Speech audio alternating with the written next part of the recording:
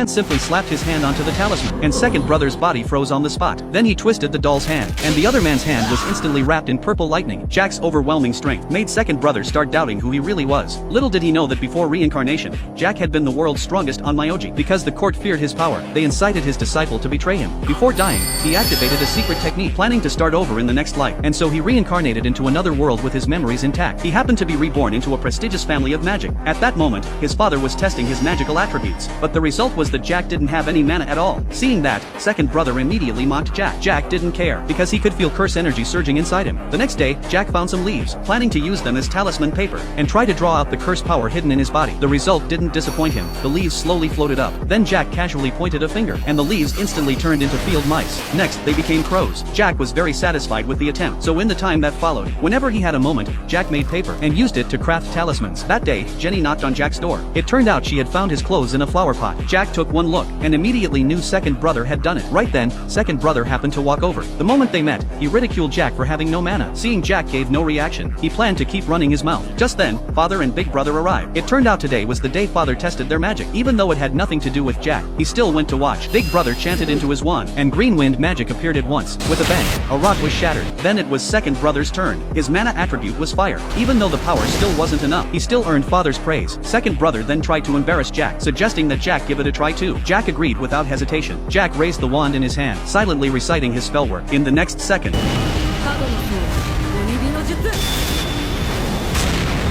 it was just a simple strike, yet it left the father and two brothers stunned, because Jack not only didn't chant, the attack he released was blue flame. They say the nature of mana strength changes along with its color. Jack then asked to study magic, but father refused, because those without mana rarely achieve anything in magic. Even so, father still assigned Jack a private tutor, so every day Jack studied with the tutor, and whenever he had time, he secretly learned magic using shikigami, and all of his effort was seen by father. So on the day Jack turned 11, he finally completed a talisman for summoning a yokai beast, to test whether he could summon the yokai he had once subdued in his past life. Jack decided to summon the most obedient servant first. The moment he threw the talisman, a door appeared before him. As the door slowly opened, Jack's summoning had already succeeded. The servant was overjoyed to see her master. She wanted to stay by Jack's side forever, but Jack tried to send her back. Seeing that, the servant quickly turned into a tiny fox spirit and hid in Jack's hair. With no other choice, Jack had to let her stay. But on that same day, Jack unexpectedly discovered that Jenny could actually see ghosts. That sparked Jack's interest as an onmyoji, so he introduced Jenny to spirits. After explaining, to better demonstrate Jenny's talent, he took out a talisman and summoned flames.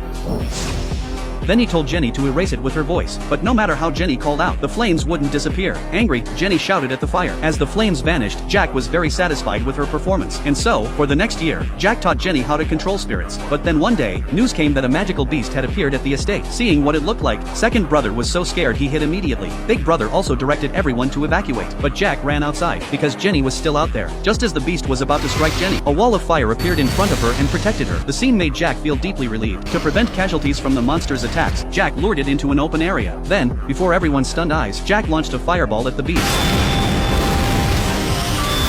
With a single hit, he instantly killed it. Soon it was night. To celebrate Jack driving off the monster, father planned to reward Jack properly, so Jack asked to attend the Magic Academy. Second brother was shocked when he heard it. Father remembered the days Jack trained so hard, and agreed to the request. Even though second brother protested fiercely, father ignored him. He reminded Jack that even as a noble, he couldn't get in without an exam. He had to earn admission on his own. After thanking father, Jack immediately made another request, that Jenny be allowed to enroll with him. The moment she heard that, Jenny instantly panicked, but father told Jack to give up, because Jenny didn't have talent for magic. Jack had already thought of a plan for that, so he pulled Jenny aside, stuffed the wand into her hands, and encouraged her to use knowledge to command spirits to release flames. Staring at the wand in her hand, Jenny made up her mind, so she could go to school with Jack. Then several fireballs appeared out of nowhere.